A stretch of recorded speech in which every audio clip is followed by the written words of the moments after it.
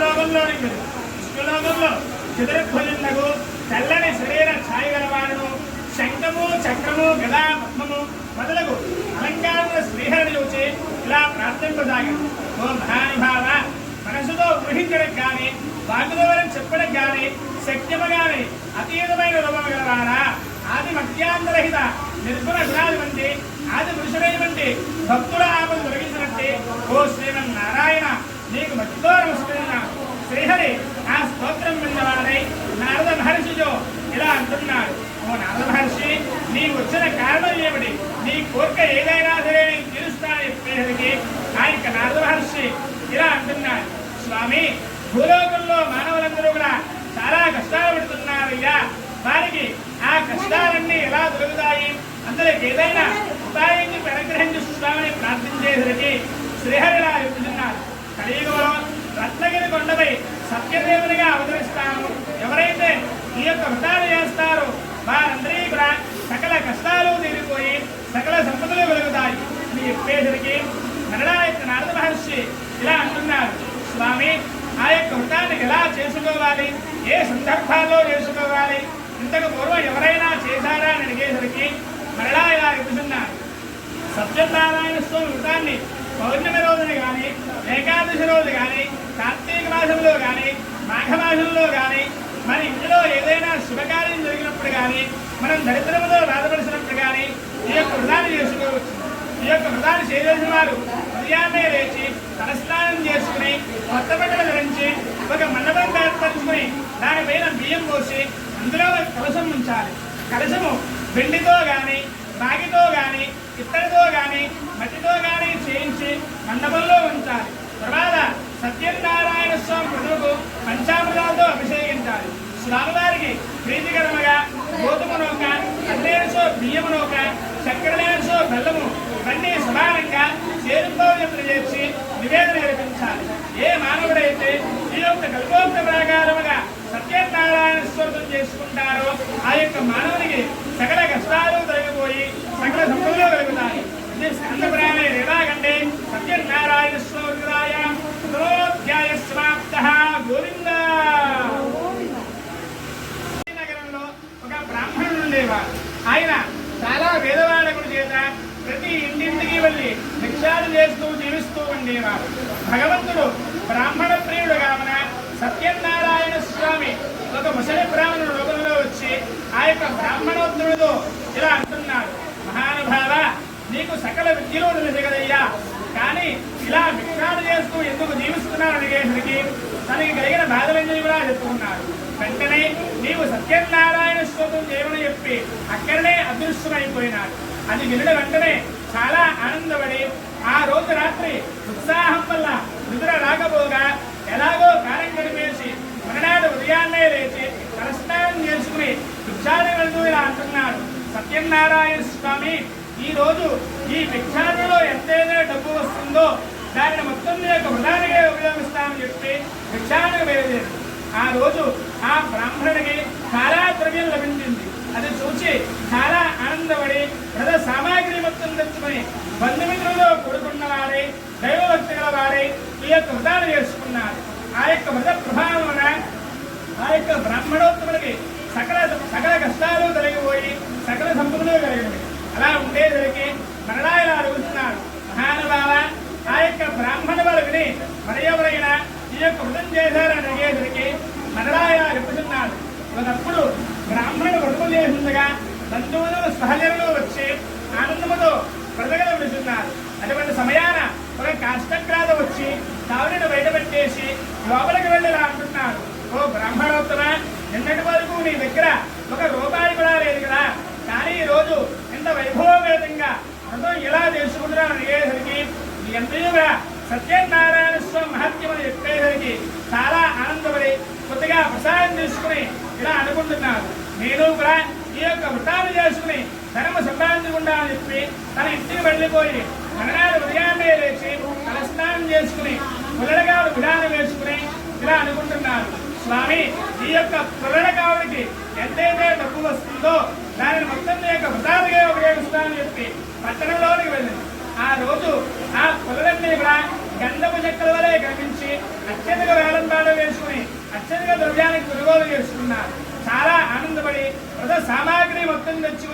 బంధుమిత్రులతో కూడుకున్న వారై మీ యొక్క వ్రతాలు చేసుకున్నారు. వ్రత యొక్క ప్రభావమున అప్పటి వరకు కూడా ఆయన చేసిన పాపాలన్నీ తొలగిపోయి మిత్రులను పొంది ధర్మ సంపాదించుకుని జీవితాంతము కూడా సకల సుఖాలు అనుభవించి అంతిమన స్వర్గలోకం పొందిన స్కందపురాయణ రేవాగండే సత్యనారాయణ స్వర్గదాయ ద్వితీయోధ్యాయ సమాప్తః. గోవిందా.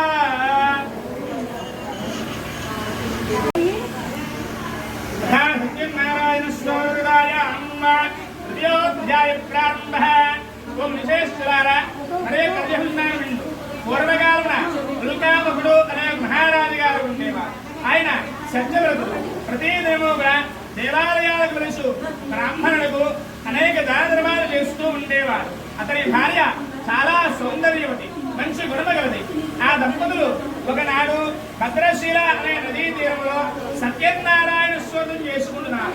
అలా వ్రతం చేస్తూ ఉండగా సాధువు అనే ఒక వైశ్యుడు అనంతమైన ధనముతో ఒక పడవలో నింపుకుని వ్యాపార నిమిత్తార్థమై ఆ యొక్క మార్గ మధ్యానికి వచ్చి మహారాజు గారు చేసిన వ్రతాన్ని చూసి తన పడవను ఒడ్డుకు వర్తించి ఇలా అడుగుతున్నారు. ఓ రాజా, మీరు ఇప్పుడు చేస్తున్న వ్రతం ఏమిటి? అయినా మీరు వ్రతం చేసుకోవాలంటే ఎక్కడైనా చేసుకోవచ్చు కదా, ఇలా నదీ తీరంలో ఎందుకు చేసుకుంటున్నావు అడిగేసరికి, ఓ వైశ్యుడా, నాకు పుత్ర సంతానం లేదయ్యా, నేను పుత్ర సంతానం కొరకై సత్యనారాయణ స్వర్గం చేసుకున్నాను అని చెప్పేసరికి ఆ మాటలు విన్నవాడై చాలా ఆనందపడి, నాకును సంతానం లేదయ్యా, నేను కూడా సత్యనారాయణ స్వర్గం చేసుకుని సంతానం పొందాలని చెప్పి కొద్దిగా ఉదాహరణ తీసుకుని తన వ్యాపారం పూర్తి చేసుకుని తన భార్య అయిన లీలావతిని పిలిచి ఇలా అంటున్నాను.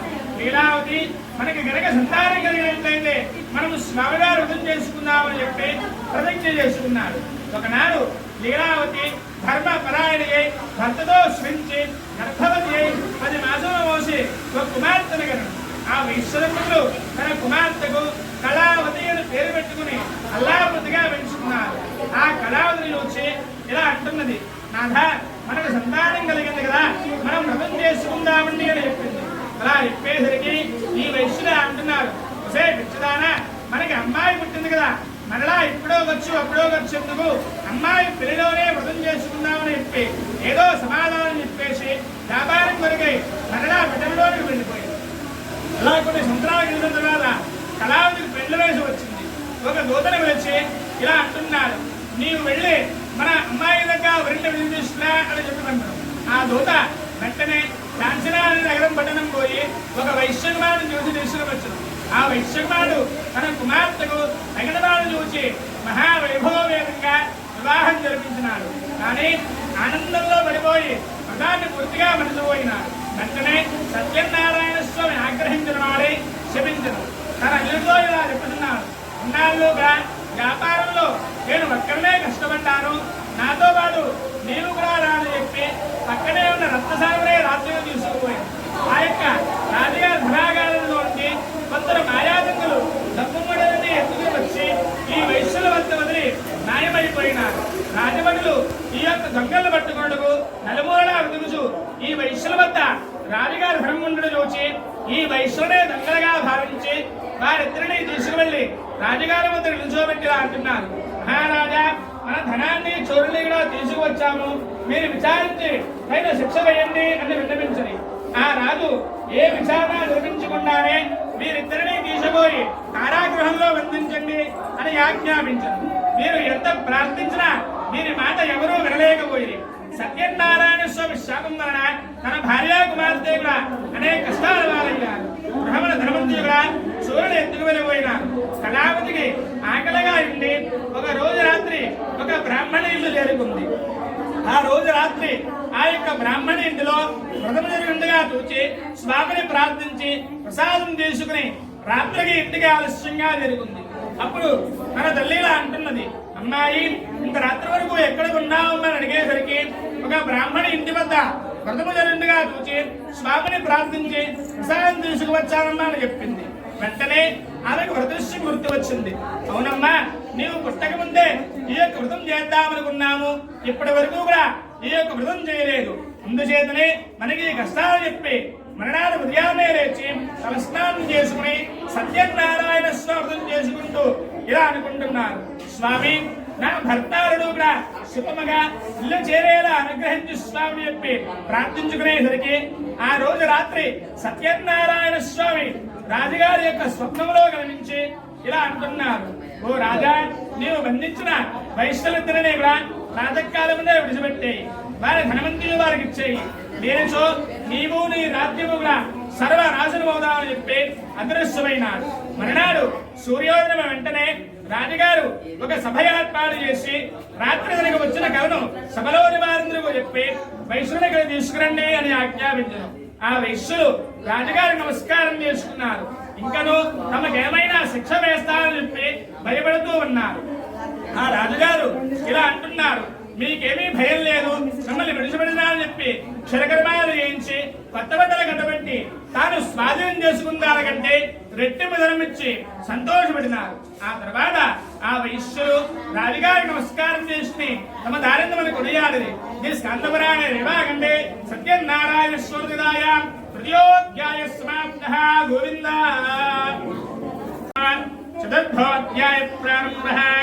ఓం విశేషులారా, మరి యొక్క కళ్యాణ పెదవ ఈ యొక్క వైశ్యులు త్రవలో అనేక తీర్థయాత్రలు సేవించు బ్రాహ్మణులకు అనేక దాన ధర్మాలు చేస్తూ తమ నగరం బోడికి పడవను ఒడ్డుకు పట్టించి విశ్రాంతి తీసుకుంటూ ఉన్నారు. అటువంటి సమయాన సత్యనారాయణ స్వామి ఒక సన్యాసుని ధరించి ఆ యొక్క వైశ్యుల వద్దకు వచ్చి ఇలా అంటున్నారు, ఓ వైశ్యులారా, మీ పడవలో ఉన్న సామాన్లు ఏమిటి అని అడిగేసరికి ఆ వైశ్యులు ధనగర్వంతో ఉన్నవారే పరిహాసముగా, ఊరి సన్యాసి, మా పడవలో ఏమున్నాయో నీకెందులకు, మా ధనాన్ని ఎత్తుకుని ఆలోచిస్తున్నావా, మా పడవలో ఆకులు అలములు తప్ప మరి ఏమీ లేవు అని మొదలు చెప్పేసరికి మీరు ఏదైతే అన్నారో అదే అగుగా అని చెప్పి అక్కడి నుండి వెళ్లి ఒక చెట్టు కింద కూర్చుని తపస్సు చేసుకున్నారు. పెదవ ఈ యొక్క వైశ్యులు కాలకుశాన్ని నెరవేర్చుకుని పడవ దగ్గరికి పోయి చూడగా బరువు తగ్గి పైకి తేలింది. ధనము సంచులకు బదులుగా ఆకులు అలములు చూసి మూర్చెల్లి కొంతసేపటికి తెలివి తెచ్చుకుని విలపించసాగుతున్నారు. అప్పుడు తన అల్లుడిలా చెప్పుతున్నారు, మీరు ఆ సన్యాసితో అసత్యం చెప్పినారు కనుకనే ఇలా జరిగింది. ఇక ఏమి చేసినా ఆ సన్యాసే చెల్లని చెప్పేసరికి అల్లుడి గారి మాటలు విని పరుగు పరుగున సన్యాసి వద్దకు వెళ్లి సాష్టాంగ నమస్కారం చేసి, మహానుభావ, అజ్ఞానిని, అవివేకిని, నేను మీతో పరిహాసముగా మాట్లాడుతుని నా తప్పులన్నీ కూడా మన్నించి నా ధనము నాకు ఇప్పించండి స్వామిని ప్రార్థించేసరికి ఆ యొక్క సన్యాసి ఇలా చెప్పుతున్నాడు, నీకు సంతానం అంటే నా యొక్క వ్రతం చేస్తా అన్నావు, నీ యొక్క కుమార్తె వివాహంలో నా యొక్క వ్రతం చేస్తా అన్నావు, కనీసం నా యొక్క నామాన్ని కూడా నీవు స్మరించలేదు కదా అని చెప్పేసరికి, ఓ స్వామి, ఈ లోకమందులు కూడా నీ మాయలో నిండి ఉన్నది, బ్రహ్మాది దేవతలు కూడా నిన్ను గ్రహింపజాలడు, మానవ మాత్రుణ్ణి, నేను ఎంతటి వారిని, నాపై దయచూపి నా ధనము నాకు ఇప్పించు స్వామిని ప్రార్థించేసరికి మరలా స్వామి సంతుష్టుడై భర్తకుడు ధనమంది కూడా యథా ప్రకారముగా ఎక్కడలకు వరమిచ్చి అంతర్ధానమయ్యను. ఆ తర్వాత తమ రాక భార్యాపుతులకు తెలిపరమ్మని ఒక దూతను పంపను. దూత నగరంలోనికి వెళ్లి, అమ్మా, మీ భర్తారుడు వచ్చి ఉన్నారు, పడవ ఇప్పుడే రేవు చేరింది అని చెప్పేసరికి దూత మాటలు విన్నదై చాలా ఆనందించి, అమ్మాయి, నీవు వృధా త్వరగా విధించుకురా, నేను రేవు దగ్గర వెళ్తున్నా అని చెప్పి కుమార్తెను తొందర చేసింది. కుమార్తె వ్రతమంతా పూర్తిగా చేసింది, కానీ తొందరలో ప్రసాదం తీసుకోకుండా వెళ్ళిపోయింది. ఎప్పుడైతే అలా ప్రసాదం తీసుకోకుండా వెళ్ళిపోయిందో సత్యనారాయణ స్వామి ఆగ్రహించిన వాడై ధనాన్ని ఎల్లుండి కూడా రేవులో ముంచివేసినారు. తీరంలో ఉన్న వారందరూ చూసి ఆశ్చర్యపోయారు. తన భర్త తన కళ్ళ ముందరే చనిపోయిన బాధలో సతీ సహకరించేందుకు సిద్ధపడింది. వెంటనే ఆకాశంలో నుండి ఈ విధంగా మాటలు వినబడుతున్నవి, ఓ వైశ్యుడా, నీ యొక్క కుమార్తె నా ప్రసాదం తీసుకోకుండా వచ్చింది, అందుచేతనే ఇలాంటి ఫలితం కలిగిందని చెప్పేసరికి వెంటనే ఇంటికి వెళ్లి స్వామివారికి పునఃపూజ చేసుకుని ప్రసాదం తీసుకువచ్చేసరికి తన భర్త రావదో కూడా పైకి తేలింది. అది చూసి అందరూ చాలా ఆనందించి అక్కడనే వ్రతము చేసుకుని బ్రతికి ఉన్నంతకాలంలో కూడా సకల సుఖాలను అనుభవించి అంతిమన స్వర్గలోకం పొందెను. శ్రీ స్కందపురాణే విభాగండే సత్యనారాయణ స్వర్గదాయ చతుర్థోధ్యాయ సమాప్తః. గోవింద. సత్యనారాయణ స్వర్గదాయ పంచమోధ్యాయ ప్రారంభః. ఓ మునిశేశ్వరారా మరి ఒక తెలియజేస్తున్నాను విండు. పూర్వకాలమున తుంగధ్వజుడు మహారాజు గారు ఉండేవారు. ఆయన ప్రజలను కన్నతండ్రులే చూస్తూ రాజ్యపాలన చేస్తుండేవాడు. ఒకనాడు అరణ్యంలోనికి వెళ్ళి అనేక నిందులు సంహరించి తిరిగి ఇంటికి వచ్చి మార్గమధ్యమున ఒక మారేడు కింద వల్లభాలందరూ కూడా కలిసి భక్తి శ్రద్ధలతో స్వామివారు వ్రతం చేసుకున్నారు. ఈ రాజుగారు అక్కడున్న సత్యనారాయణ స్వామికి నమస్కారం కూడా చేయకుండానే వెళ్ళిపోయి ఒక చెట్టు కింద కూర్చుని విశ్రాంతి తీసుకుంటూ ఉన్నారు. ఆ తర్వాత ఈ వల్లభాలందరూ కూడా ఇలా అనుకుంటున్నారు, మనకి కనిపించే దైవం మన రాజుగారే కదా అని చెప్పి రాజుగారికి కొద్దిగా ప్రసాదం పట్టుకెళ్ళిచ్చినారు. ఈ రాజుగారు ఇలా అనుకుంటున్నారు, వీడు గొల్లవాడు కదా, నాకంటే తక్కువ జాతివాడు కదా, వీడు ప్రసాదం పెడితే నేను తినలేనని చెప్పి ఆ యొక్క ప్రసాదాన్ని అక్కడే విడిచిపెట్టేసి రాజ్యంలోకి వెళ్ళిపోయాడు. అలా వెళ్ళేసరికి సత్యనారాయణ స్వామి ఆగ్రహించేసరికి రాజుగారు 100 కుమారులు కూడా చనిపోయినారు. సకల సంపదలు కూడా హరించకపోయినవి. క్రమక్రమముగా రాజ్యానికి దరిద్రము సంభవిస్తూ వచ్చింది. ఇది ఏమిటా అని ఆలోచించుకుని ఆనాడు వల్లవాళ్ళ ప్రసాదం ఇచ్చినానని చెప్పి నీ యొక్క ప్రసాదాన్ని విషముగా భావించాను, అందుచేతనే నాకు ఈ పరిస్థితి కలిగింది అని ఆలోచించుకుని మరలా అదే గోల వద్దకు వెళ్ళి వారి చేత నోము రోయించుకుని వారి చేతితో పెట్టిన ప్రసాదం తీసుకున్న తర్వాత మరలా రాజు ధనవంతుడై పుత్రవంతుడై బ్రతికినంతకాలము కూడా సకల సుఖాల నుంచి అంతిమ స్వర్గలోకం పొందును. మహాప్రభావమైన ఈ యొక్క వ్రతాన్ని ఏ మానవుడైతే చేస్తారో ఆ యొక్క మానవునికి సకల కష్టాలు తీరిపోయి సకల సంపదలు కలుగుతాయి. కలియుగంలో సత్యనారాయణ స్వామిని కొందరు సత్యేశ్వరుడని మరికొందరు అన్నవరమని పిలుస్తున్నారు.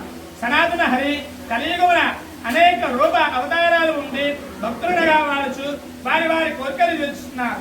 ఈ స్కందపురాణ నివాగండే సత్యనారాయణ స్వామి పంచమోధ్యాయ సమాప్త. గోవింద.